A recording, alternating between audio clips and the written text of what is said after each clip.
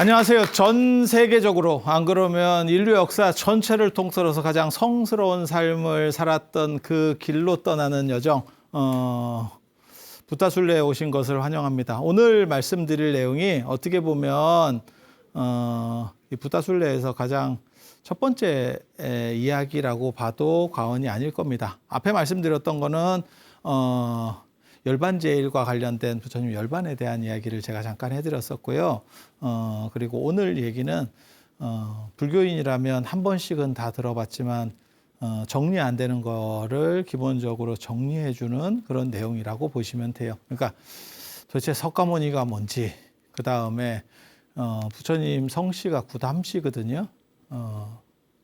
구담씨. 그래서 구담이 도대체 뭔지. 이름은 시다르타잖아요. 근데 시다르타는 뭐 뻔히 아는 건데 지금 이게 구담이라는 말도 나오고 석가라는 말도 나오고 그 다음에 일종이다라는 말도 나오고 감자라는 말도 나오고 이게 부처님을 나타내는 여러 가지들이 있어요. 그래서 석가씨 어떻게 보면 종족명과 관련된 이야기, 그 다음에 저런 것들을 한번 정리를 해드릴까 싶어요. 그러면 너는 정리가 되냐? 안 됩니다. 안 됩니다. 이게 지금 좀 어렵습니다. 저 5가지 명칭이다라는 게 있어요. 5가지 명칭. 그러니까 구담. 이름은 부처님이 구담, 고타마라고 하는 거죠. 고타마, 구담. 그 다음에 시다르타잖아요. 다 이룬다. 다 이룬다. 성취라고 하는 의미가 있는 거고, 그래서 요 성씨 얘기가 있는 거고, 그 다음에 석가라고 하는 거는 이거 종족명입니다. 그러니까 우리가 동이족의 김씨, 이씨 하듯이, 그거는 이 씨에 대한 부분이고, 성씨에 대한 거고, 이거는 종족에 대한 이름이고, 그 다음에 사이 저도 잘 모릅니다. 그 다음에 일종이라는 표현도 나오고, 감자가 시조로 나옵니다. 감자. 이게 사탕수수라는 뜻입니다. 이거 저 고구마 감자 그 감자 아닙니다. 이게 사탕수수입니다. 사탕수수. 그래서 당나라 도선이 쓴 석가시보 이런 데 보면 저 5개의 칭호들이 나오고 저것들에 대한 설명을 하는데 당신도 모릅니다. 경률이상 이런 데 봐도 서로 혼재되어 있습니다. 왜냐하면 그게 2500년 전에 저런 것들이 불분명한 상태에 있어요. 그리고 불분명한 상태에서 너무 오랫동안 섞여 당신도 그런 식으로 써놨다고 정확하게 이게 규정하기가 쉽지는 않다. 그래서 그런 얘기들 기본적으로 저게 계속 반복해서 나오거든요. 부처님 나라가 가비라국입니다. 가비라국 잠깐 볼까요? 이 가비라국입니다. 가비라국, 티라우라코트라고 하는 네팔의 가비라 쪽이거든요. 네팔의 가비라가 있으면 또 다른 가비라가 있나요? 예, 인도 가비라가 있습니다. 그래서, 왜 두 군데의 나라가 있느냐? 나중에 이동해서 그래요. 그리고 제가 그것도 주장을 했죠. 왜 2개가 대립하고 있느냐? 그건 나중에 부처님 생애를 보면 맨 마지막에 석가족들이 다 멸망을 하면서 비우리 왕의 코살라국의 비우리 왕의 공격 때문에 다 죽어가면서 유민들이 새로운 나라를 만드는 얘기가 나와요. 그래서 이동해 가는 거죠. 도망가는 쉽게 말해서 두드려 맞고 도망가는 거예요. 그 과정에서 또 다른 수도가 나오게 되는 거죠. 그래서 그렇게 생각하시면 되고, 이 가비라의 뜻을 보면 이게 1775년에 그린 통도사 팔상도 그림인데 이건 설명드릴 거예요. 가비라의 뜻은 황두라는 뜻입니다. 노란 머리. 실제로 네팔 쪽에 가면 한국 사람이랑 거의 비슷합니다. 단지 차이는 뭐냐면 좀 안 씻은 한국 사람들, 70년대, 80년대 초반의 한국 사람들 생각하시면 됩니다. 그래서 황인들이기 때문에 수행자 중에서 잘 나가는 수행자가 있었어요. 그게 가비라 선인이라고 하는 사람이에요. 그러니까 가비라라는 이름의 수행자인데 이 사람이 황두라고 된 걸로 봐서 얼굴이 더 노란가 봐. 그러니까 우리도 그렇잖아요. 우리도 같은 황인인데 약간 순두부과들이 있고 아니 그렇잖아. 야 쟤는 백인보다 더 흰 것 같아. 뭐 이런 순두부과가 있고 그 다음에 약간 동남아과 있잖아. 이렇게 딱 보면 야 건강해 보인다.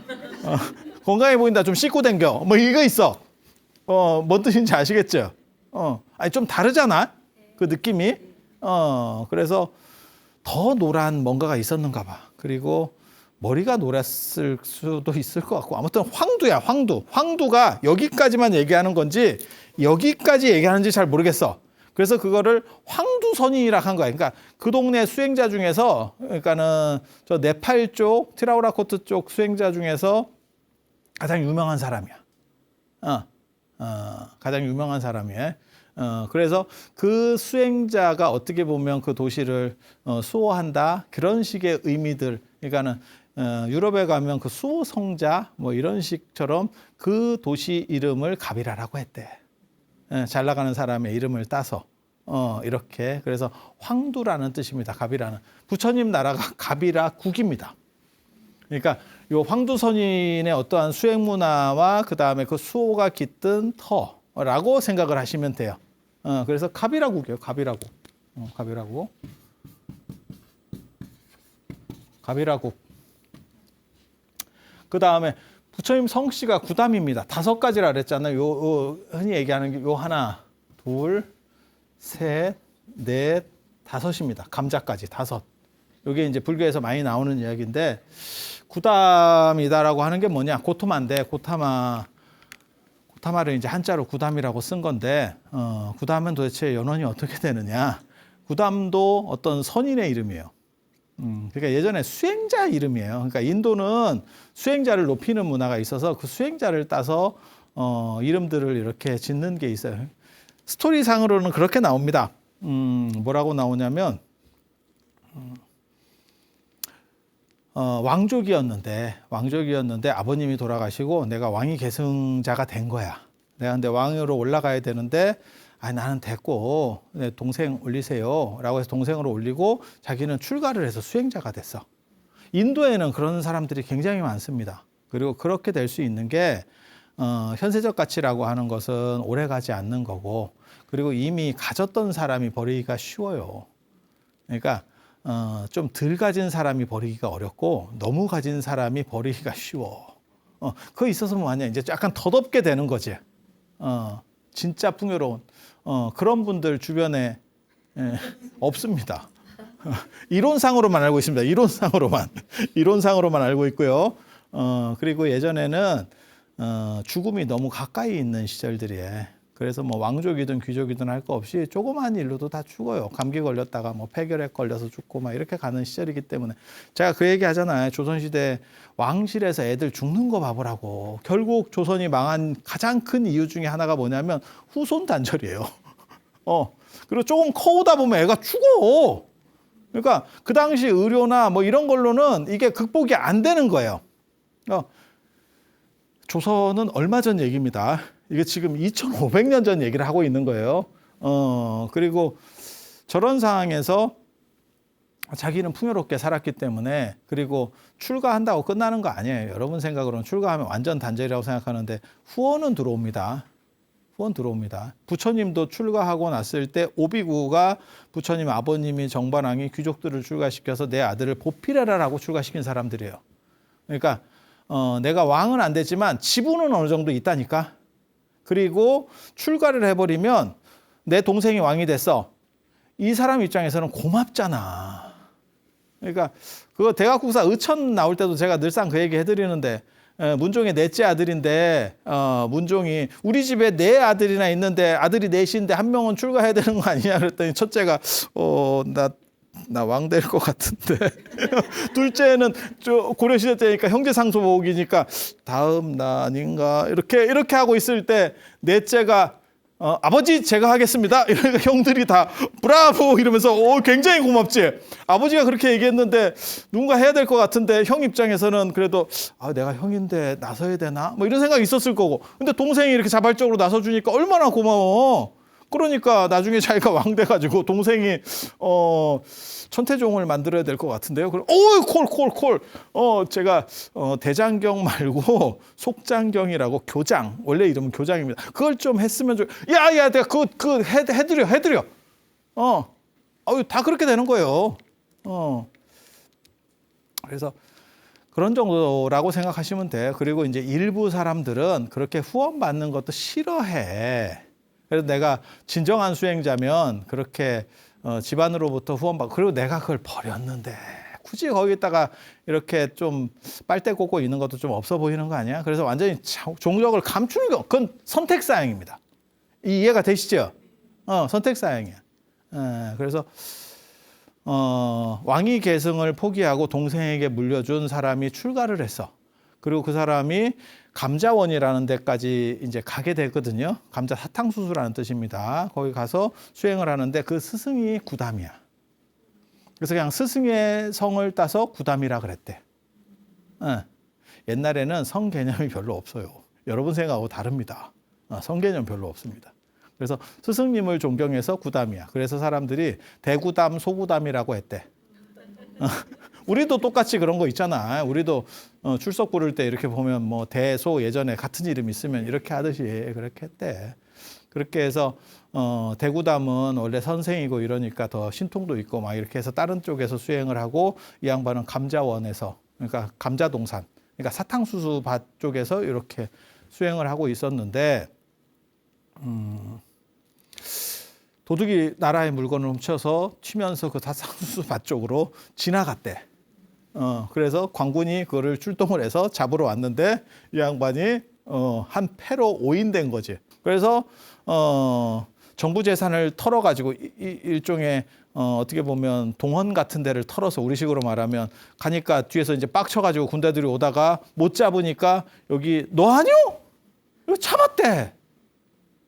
이런 거지 같은, 나 아니에요.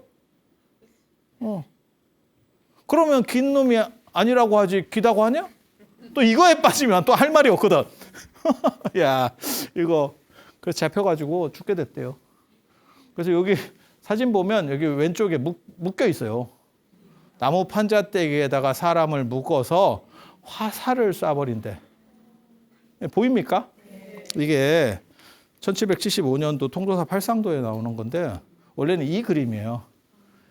이게 도솔레이상, 오른쪽에 보면 이제 오른쪽 위에 보면 코끼리 타고 이제 도솔천에 내려오는 호명보살이 있고, 그 전에 이 구담씨의 성씨 기원과 관련된 이야기를 이 왼쪽에다가, 왼쪽 위에 있는 거예요. 왼쪽 위에. 그래서 보면 그 소구담이 잡혀가지고 지금 화살에 맞고 있고, 대구담이 저 위쪽에 있는 가운데 위에서 이렇게 내려오는 듯한 모습을 보이는 게 신통으로 지금 오고 있는 대구담이에요. 그 스승이 딱 내려와 오면서 말리려고 했는데 이미 화살이 다다다 박혀가지고 피가 양쪽으로 터져서 사람이 죽었대. 죽었대. 그래서 그 피떡을 이렇게 모아서 화분에다 놓고 이 구담이 신통으로, 그러니까 스승인 구담이 신통으로 화분에 모아서 이렇게 사람으로 환생하도록 만들었대. 그게 구담씨의 시조가 됐대. 그래서 여기 그림에 자세히 보시면 저 가운데 봐봐. 가운데 조그맣게 화분 같은데 애 둘이서 이렇게 나와. 애 둘이서. 가운데 보이십니까?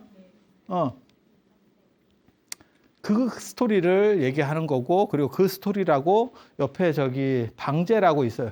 방제가 뭐냐면 여기 옆에 글입니다. 글. 이게 무슨 내용이에요? 라고 써놓은 거예요. 그래서 그렇게 해서 거기에서 그 양쪽에, 오른쪽 왼쪽에 피해서 왼쪽 피해서 덩어리를 해서 잘 이렇게 하니까 주라기 공원이지. 사람이 나오는 거거든. 그래서 남자애가 나오고 이쪽에서 여자애가 나왔대. 오른쪽에서 여자애, 왼쪽에서 남자애가 나왔대. 그 남자애가 구담씨의 시조가 된 거고, 그 남자의 이름이 사이예요. 사이. 그러니까 이게 뭘 얘기하는 거냐면 아담 같은 사람이야. 그러니까 시조신 이야기야. 시조신 이야기. 그 구담시라고 하는 성씨의 시조신 이야기. 예. 그래서 구담 선인의 이름을 딴 거고 그 소구담은 죽었고 거기서 나오는 그 피로 남자애하고 여자애가 만들어졌는데 그러니까 신화 얘기예요. 이거는 그냥 뭐 박혁거세 뭐 김할지 하듯이 그런 이야기야. 지금 그런 식의 이야기야. 그리고 그 구담성 씨는 그렇게 시작된 거고 그 남자의 이름은 사이였다. 그래서 북의 시족제니까 옛날에는 북해를 이렇게 따 내려오니까 석가족도 사이라고도 불렀던 거야. 그러니까 구담씨를 사이라고도 불렀던 거야. 구체적으로. 그러니까 경주김 씨고 뭐 그렇게도 경주김 씨라고도 부르지만 김할지 후손이라고도 불렀다더라. 이해가 되시죠? 우리식으로 얘기하면 그렇게 가는 거예요. 그렇게. 그리고 이 구담이 무슨 뜻이냐? 일반적으로는 훌륭한 소라는 뜻이거든요. 지금은 일반적으로 다 저렇게 씁니다. 근데 별 이름이다 라고도 나오고 진흙이다라고도 나와요. 진흙. 그래서 진흙도 저 구담하고 발음이 비슷한 것 같아. 근데 주석서나 이런 데 보면 뭐라고 나오냐면 진흙설은 잘못된 설이고 별이었을 것이다. 이게 옛날 얘기라서 약간 분분해요. 다 정리가 잘 되느냐? 박혁거세 얘기를 어떻게 정리하겠냐? 누가 어떻게 그걸 다 정리하겠어? 근데 그게 2000년 좀 전 얘기야. 근데 2500년 전 부처님도 아니고 그 조상 얘기를 하고 있는 거야. 그 시조 얘기를 하고 있는 거야. 그러니까 그걸 누가 정리할 거야? 그러니까 이거는 그냥 받아들이는 문제고 도선 스님도 그렇게 얘기했어요. 이게 지금 섞여 있는데 정리 불가능하다. 이거 쉽지 않다. 그러고 보면 도선 스님도 대단한 거예요. 참 저는 그런 분들 훌륭하게 보거든요. 지금은 이런 거 정리가 저 정도 말하는 게 상대적으로 쉬워요. 왜? 자료를 찾기가 쉽거든.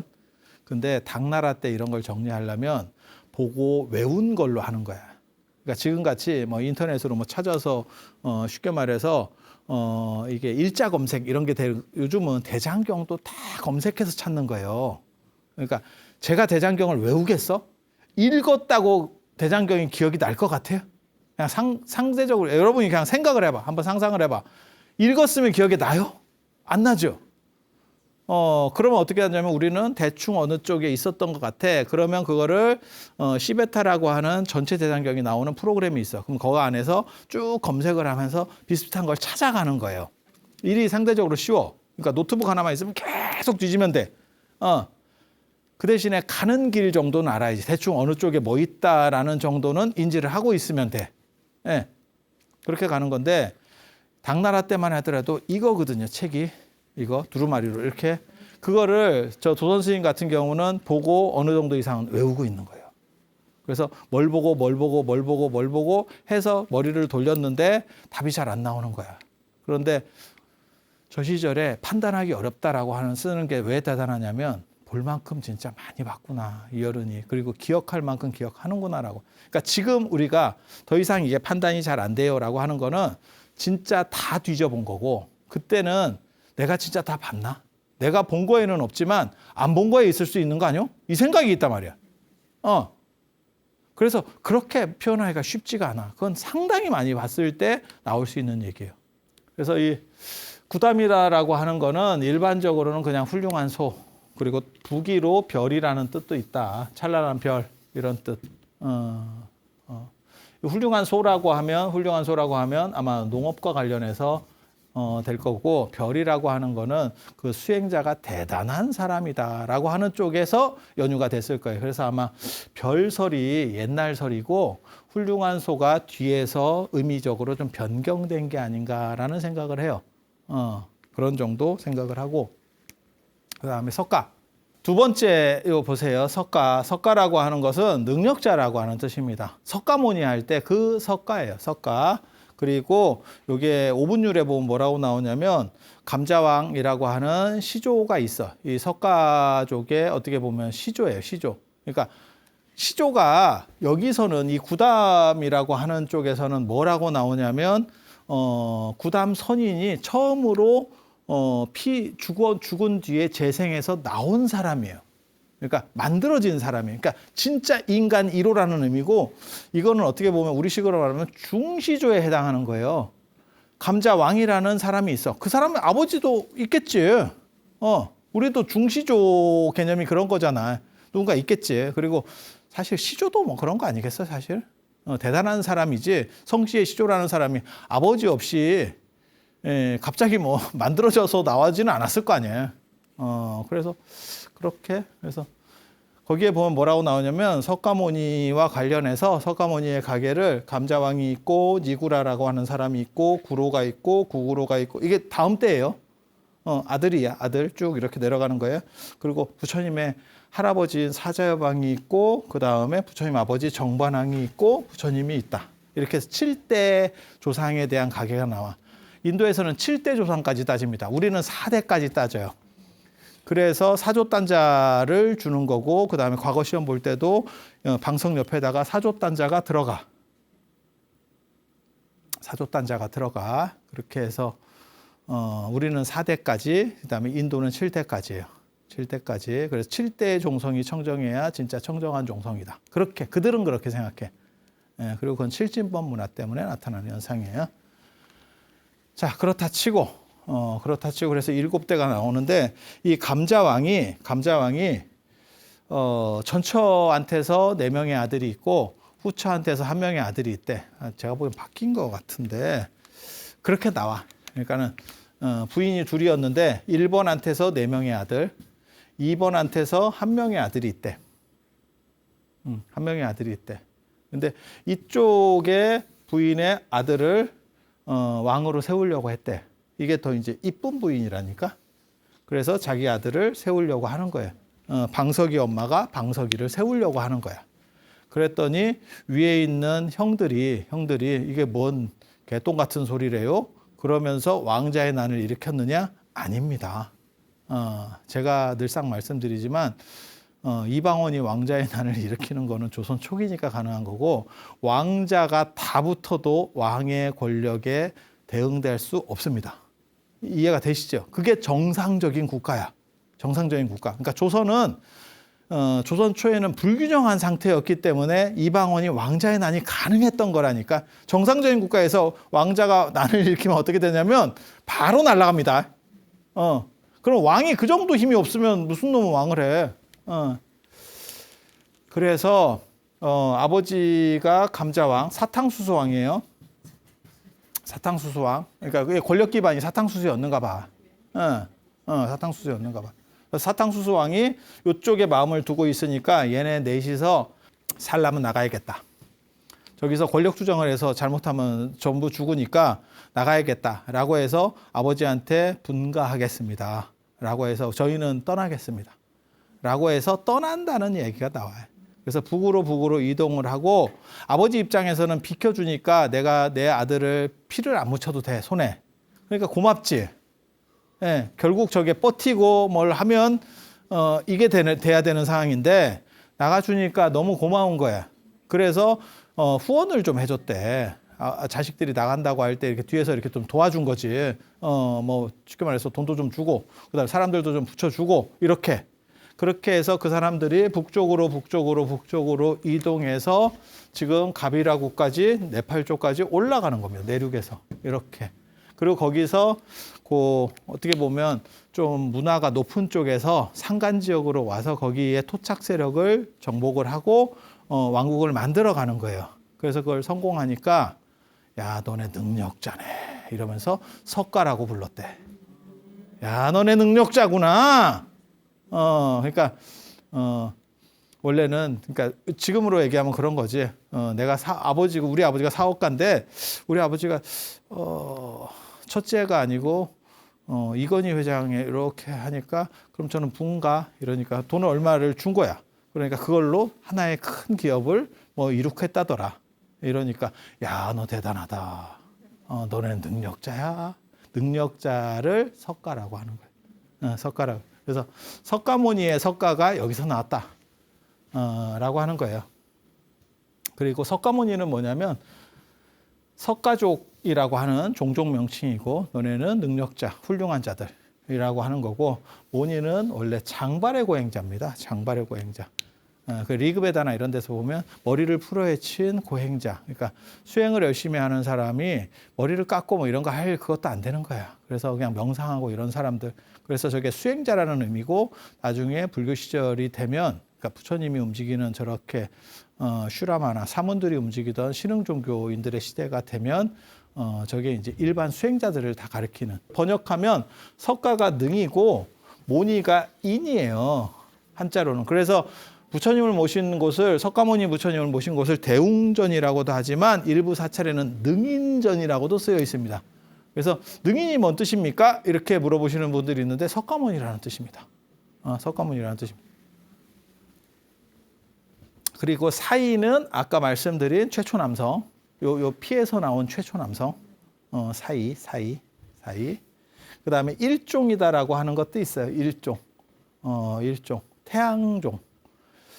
저 감자왕의 탄생과 관련해서 감자가 햇빛에 의해서 태어났대.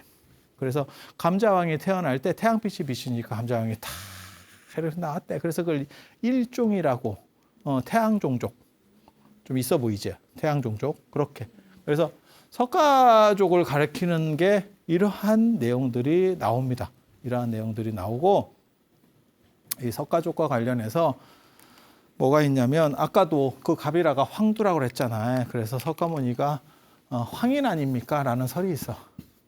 그리고 제가 아까도 비슷한 얘기를 했지만 네팔에 가보면 황인들이에요. 우리랑 비슷한 생김새의 황인들이에요. 그래서 석가모니 부처님이 네팔 출신이니까 지금으로 말하면 네팔령이에요. 예전에는 거기까지 다 인도입니다. 그래서 그 동네뿐이니까 당연히 황인 아니겠습니까? 라고 주장하는 썰도 있어. 그런데 석가모니 부처님은 백인계일 겁니다. 아리안족의 백인계일 겁니다. 네가 그걸 어떻게 아느냐? 뭐 나중에 나오는 뭐 눈이 파랗고 머리카락이 파랗고 그런 거는 나중에 덧붙여지는 기록이니까 다 믿을 수는 없지만, 분명한 건 두 가지를 생각해 볼 수 있어요. 하나는 밑에서 분가에서 올라갔다. 감자왕 때 쫓겨서 어떻게 보면 자율적으로 저 그만하겠습니다 이러면서 나간 거지. 저는 경쟁 구조를 싫어합니다. 저는 평화로운 자입니다 이러면서 나간 거잖아요. 그래서 밑에서 나가서 올라갔다라고 하는 기록이 하나가 있는 거고, 그래서 저 사람들이 이제 지배층이 되는 거고, 그 원주민들은 황인 계열이었을 거예요. 그리고 저쪽이 이제 밑에서 올라온 사람들이 문화적으로 좀 우월한 쪽이어서 아마 지배했을 겁니다. 왜냐하면 네팔 가보시면 거기가 산악지역이기 때문에 문화가 발달하기 상당히 어려워요.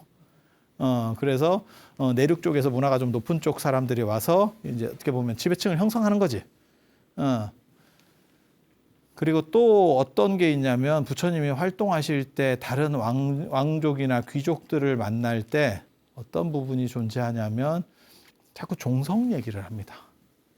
자기 종족 피의 혈통, 우리가 좋은 피예요 라는 얘기를 계속 합니다. 부처님 당대에 부처님이 황인 계열이었잖아.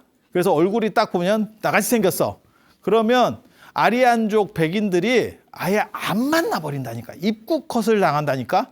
그러니까 뭐 만나서 얘기를 해야 저 사람이 감동을 주는지 뭐 할 건데, 야, 됐어 이렇게 해버리면 뭘 어떻게 할 거야. 근데 부처님이 행동하시는 걸 보면 그 당시 잘 나가던 사람들, 귀족들 만날 때 그냥 쉽게 만나고 대화하고, 그 다음에 그들이 저 종족에 대한 그 혈통에 대한 얘기를 했을 때 당신이 피를 토하면서 얘기를 합니다. 우리 집안이 어떻고 저쩌고 이런 얘기를 하거든요. 그 얘기는 눈으로 봤을 때 일단 피가 섞였는지, 황인하고 섞였는지 안 섞였는지는 모르겠지만 눈으로 봤을 때 백인으로 보이는 생김새였을 거야. 어차피 혈통은 주장이거든. 지금같이 뭐 유전자 검사를 할 것도 아니고. 그리고 대부분 신분제 사회가 이렇게 돼 있는 데서는 그 신분하고, 그러니까는 백인이면 백인끼리 결혼해요. 지금하고는 시절이 좀 달라. 왜? 섞여버리면 그 집단에서 하급 취급을 받아버리거든. 등의 취급을 받는다고, 한마디로 얘기해서. 그래서 언간해서 그렇게 못합니다. 그리고 귀족들의 결혼이라고 하는 것은 제가 늘상 말하지만 약간 정략 결혼이기 때문에 굳이 떨어지는 사람하고 할 필요가 없어. 그렇게 있고 여기서도 부처님의 전생과 관련해서 이 팔상도에서 지금 이 그림을 보여주고 있는 거고, 여기가 이제 인도 가비라, 틸라우라코트라고 하는 인도 가비라 쪽입니다. 그래서 이런 유적들이 지금 남아 있고, 고대 옛날 저런 나라들이 있잖아요. 별 볼 일 없어요. 가보시면 별 볼 일 없어. 그러니까 뭐 진짜 나라라고 하니까 뭐 대단한 뭔가 그런 거 아닙니다. 2500년 전에 뭔 대단한 나라가 있었겠어. 그냥 생각을 해봐. 그거는 진짜 왕사성이나 사위성 같이 굉장히 큰 나라 외에는 일반 주변의 조그만 나라들은 약간 부족국가 같은 그런 정도의 상황이라고 보시면 돼요. 그리고 부처님께서 바이샬리를 좋아했었던 것도 바이샬리가 공화제 국가여서 그래요. 왕이, 근데 실제로는 왕정 국가에 결국 밀릴 수밖에 없어요, 공화제가. 왜? 무엇인가 판단할 때 회의를 통해서 한다는 게 늦어요. 집단이 다 모여가지고 이사회를 개최해야 되고 막 이렇게 해서 지분율이 누가 뭐 높고 그래서 한마디 하면 저쪽에서 비판하고 뭐 이러면 진행이 안 돼요. 그래서 결국은 그게 더 어떻게 보면 공의적이고 약간 민주적이긴 한데 그게 전쟁이라든가 이런 데서는 질 수밖에 없습니다. 강력한 왕권이 있어서 밀어붙여 버리는데 뭐 그거하고 약간 다른 거죠. 그래서 그렇게 큰 나라는 아니었다라는 정도 생각을 하시면 되고, 이렇게 그냥 유적들이 소박하게 남아 있어요. 위에 뭐 이렇게 대단한 거 없습니까? 나무로 했죠. 그래서 그런 거 다 없어졌죠. 우리도 가보면 황룡사 가봐라 뭐 있나? 돌만 있죠. 돌만. 여기가 황룡사입니다. 왜 없습니까? 파르테논 신전 같은 거 이런 거 없습니까? 그럼 돌로 했어야죠. 그럼 돌로 했어야죠. 딱 그렇게 되는 거예요. 이게 이제 네팔 쪽 가비라국 옆에 있는 썰에 의하면 정반왕과 마야부인 스투파라고 그렇게 전해지는 탑입니다. 그 네팔 가비라에서 가장 어떻게 보면 그 인근에 있는 가장 큰 탑이에요. 그리고 누구 탑인지는 알 수 없어. 근데 부처님 탑은 아니거든. 그러니까 그러면 정반왕 아니겠어? 라는 정도의 생각을 이렇게 보면 이쪽 왼쪽에 있는 정반왕탑이라고 사람들이 말하는, 그다음에 이쪽에 마야부인. 좀 그럴듯해요. 왜냐면 이렇게 약간 붙어가지고 양쪽으로 이렇게 있으니까 그렇게 있고, 여기가 이제 인도 가비라국, 피프라화라고 하는 지역이거든요. 인도 가비라국 쪽. 그래서 원래 네팔 쪽에 있었다가, 그러니까 지금 이 두 가지 설이 있는 거예요. 인도 가비라냐, 티라우라코트냐, 인도 가비라냐, 네팔 가비라냐. 근데 요 두 가지 중에 뭐가 맞느냐라고 말하는데, 저 같은 사람은 이쪽에서 살다가 아까 얘기했지만 이쪽에 살다가 결국 맨 마지막에 부처님 만년에 비우리 왕이 비두다따예요. 비우리가 여기를 침략해 들어옵니다. 침략해 들어오고 그 사연이 좀 복잡해요. 나중에 제가 좀 이제 가면서 가르쳐 드릴게요. 오늘은 첫 시간 이렇게 석가족과 관련된 이야기 설명드리는 시간이니까. 그래서 그때 마지막 왕이었었던 마하남이 비우리의 할아버지입니다. 외할아버지입니다. 외할아버지인데 그 연못에 들어가죠. 연못에 들어가면서 내가 연못에서 나올 때까지만 진군을 멈추고 나가는 사람들을 살려줘라 라고 해서 들어가서 물풀에 자기 상투를 풀어서 머리끈을 물풀에 묶고 자살합니다. 그 시간 동안 도망간 사람들이 살았고 나머지는 도륙을 당해서 여기가 전멸당합니다. 그리고 그거를 부처님께서 그 자리에 가신 이야기가 기록에 남아 있습니다. 갔더니 덜 죽은 사람들이 아우성을 치고 있더래. 제발 좀 살려달라고. 고통스러워 죽겠다고. 그러니까 부처님께서 그걸 보고 거기서 법문을 이렇게 하시고, 그 다음에 거길 떠나면서 무슨 말씀을 하실까? 굉장히 슬픈 얘기거든요. 내가 다시는 가비라로 오지 않겠다. 왜? 당신 책임도 있는 거예요. 내가 왕위를 계승하지 않았기 때문에 이 사람들이 전멸했어. 물론 너희들이 선택을 잘못해서 저렇게 된 거야. 그러니까 예를 들어서 어떤 기업이 있는데 그 기업이 잘 나가다가 몰락했어. 근데 완전히 막 부도가 난 거야. 근데 그때 내가 어떻게 보면 내가 그 대표이사가 될 권한이 있었어. 그럼 내가 됐으면 그렇게 안 됐을 수도 있었는데 라는 생각이 있는 거야. 책임감이 있는 거야. 그래서 굉장히 슬퍼하면서 저 비유리에게 이제 약간 저주스러운 말로 너는 불에 타 죽을 것이다. 어느 날 며칠에 불에 타 죽을 것이다. 그리고 그 예언 때문에 비유리가 두려워해서 그날 물속으로 들어가서 배를 타고 물속으로 들어갔더니 화산이 폭발해서 죽었다라는 그 이야기가 나옵니다. 굉장히 좀 슬픈. 그래서 이때 도망간 사람들이 이쪽으로 그렇게 멀지 않아요. 그러니까 지금은 국경이 있어서 이렇게 돌아가니까 좀 먼 것처럼 느껴지는데 직선으로 가면 그렇게 멀지 않습니다. 그래서 아마 도망가서 또 다른 자기 종족과 관련된 나라를 만든 게 아닌가라고 생각을 하는 거고, 여기 탑이 있습니다. 이게 부처님의 근본 8탑 중에 하나입니다. 그래서 가비라국 사람들이 모셨던, 석가족이 모셨던 탑, 직경이 한 60m 정도 됩니다. 굉장히 큰 탑입니다. 그리고 높이가 한 6m 정도 되는 그런 탑이고, 저기서 사리기가 발견됐죠. 사리하고 부처님 사리가 발견이 됐습니다. 그래서 그게 석가족이, 브라미 문자로 석가족이 모셨다. 그래서 그게 석가족의 살이라는 얘기인지 석가모니의 살이라고 하는 얘기인지 좀 애매한데, 사이즈로 봤을 때 석가족이 모신 석가모니의 살이라고 그렇게 일반적으로 다 판단을 하고 있습니다. 저기 이제 델리박물관에 모셔져 있는 저 안쪽으로 사리기가 이렇게 파고 들어가면 사리기가 나옵니다.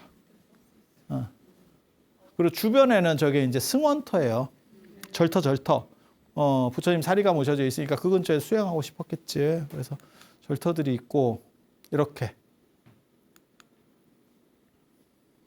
이거는 그 옆에 있는 간화리 유적이라고 하는 데인데, 이런 식으로, 그러니까 그 근처에 절들이 더 있거든요.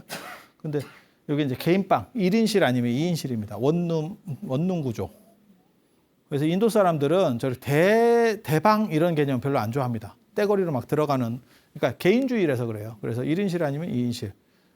우리 동아시아 사람들은 우리라는 개념 때문에 그냥 막 다 들어가서 막 에브리바디 다 들어가는. 근데 지금은 이제 그렇게 싫어하죠.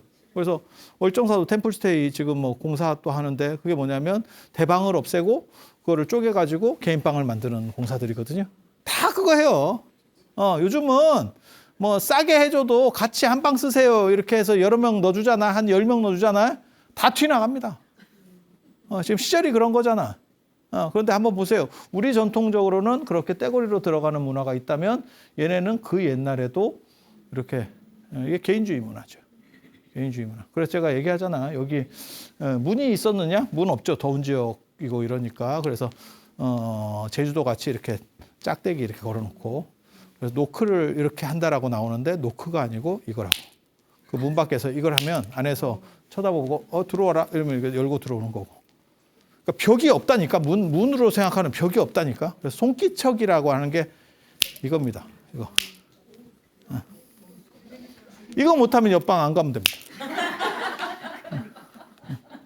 그래서 오늘 저 석가족을 표현하는 5개의 부분들, 그리고 부처님의 나라인 가비라국 이야기, 그것까지 정리를 해드렸습니다. 다른 데서 잘 안 나오는 내용들이에요. 그리고 비슷비슷하게 막 이렇게 보이긴 하는데 이게 개념이 사람들이 정리가 잘 안 되거든. 그래서 한 번 정도만 이렇게 조금 정리해 놓으면 비슷한 내용들이 들렸을 때 금방금방 이렇게 구분이 돼요.